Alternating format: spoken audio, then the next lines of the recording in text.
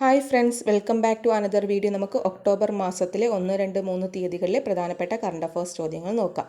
ദേശീയ രക്തദാന ദിനം എന്നാണ്? ദേശീയ രക്തദാന ദിനം എന്നാണ്? ഒക്ടോബർ 1 ദേശീയ രക്തദാന ദിനം. വയോജന ദിനം എന്നാണ്? നമ്മൾ വയോജന ദിനമായിട്ട് ആചരിക്കുന്ന എന്നാണ്? അതും ഒക്ടോബർ 1. വാഗമണിൽ നിന്നും കണ്ടെത്തിയ ശതാവരി കുടുംബത്തിലെ പുതിയ സസ്യം ഏതാണ്? വാഗമണിൽ നിന്നും കണ്ടെത്തിയ ശതാവരി കുടുംബത്തിലെ പുതിയ സസ്യം ഏതാണ്? വനപുഷ്പം.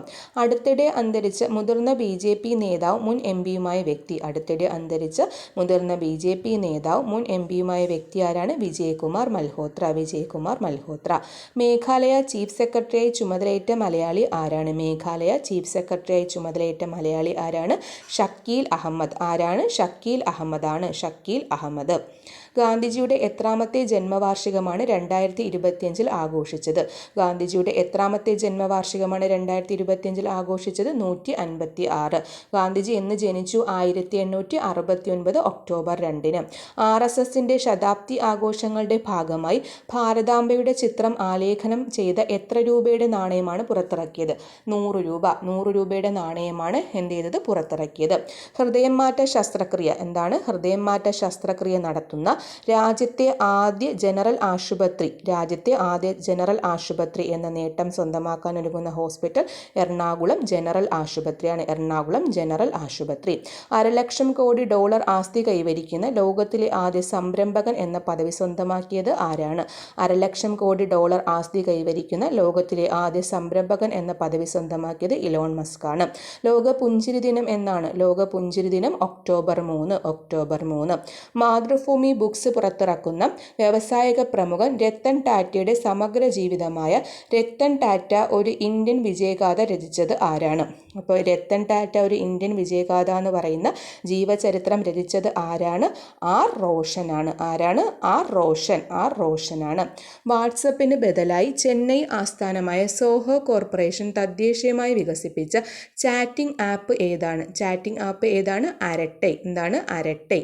പ്രൊഫസർ ജോസഫ് മുണ്ടശ്ശേരി ഫൗണ്ടേഷൻ്റെ 2024 മുണ്ടശ്ശേരി സ്മാരക പുരസ്കാരത്തിന് അർഹനായത് ആരാണ്? 2024 മുണ്ടശ്ശേരി സ്മാരക പുരസ്കാരത്തിന് അർഹനായത് NS Madhavan.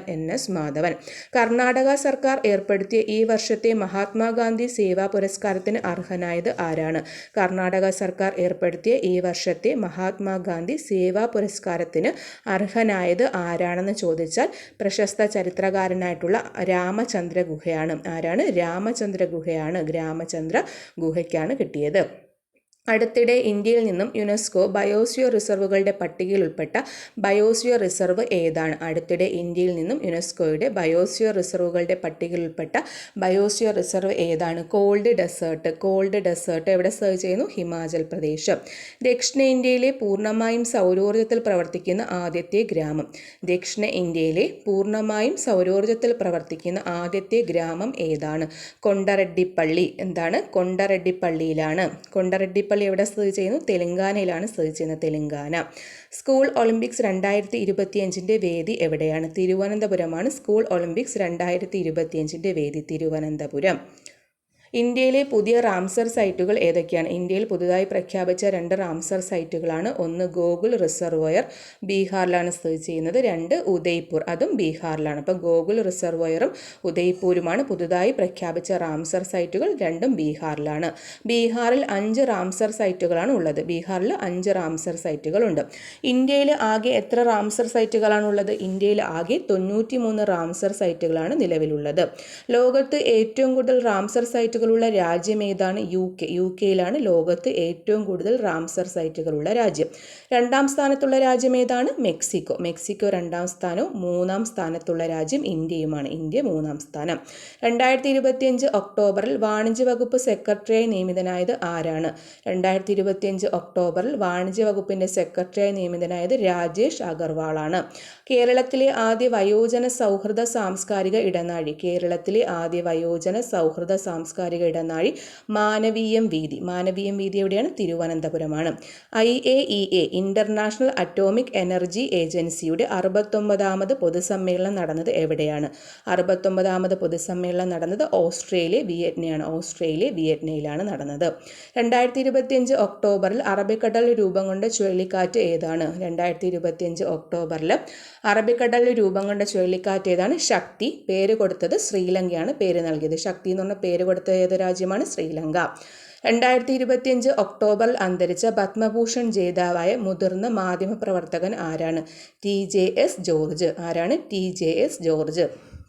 Haroon India rich list 2025 പ്രകാരം ഇന്ത്യയിലെ ഏറ്റവും ധനികനായ വ്യക്തി ആരാണ്? മുകേഷ് അംബാനി. 2ാം സ്ഥാനം ഗൗതം അദാനി. 3ാം സ്ഥാനം റോഷ്നി നാടാർ. ആരാണ്? റോഷ്നി നാടാർ. 11ാമത് ഏഷ്യൻ അക്വാട്ടിക് ചാമ്പ്യൻഷിപ്പ് 2025 വേദി. 11ാമത് ഏഷ്യൻ അക്വാട്ടിക് ചാമ്പ്യൻഷിപ്പ് 2025 വേദി എവിടെയാണ്? ഗുജറാത്തിലെ അഹമ്മദാബാദ്.